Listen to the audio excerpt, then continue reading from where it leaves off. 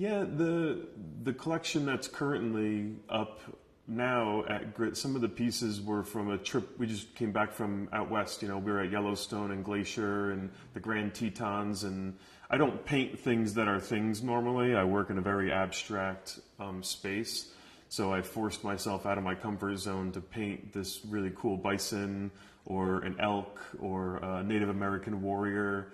And paint things that are things, and that made my brain and work smaller. So I forced myself to work on little 10 by 10 squares. It's cheaper that way. But my brain doesn't work that way.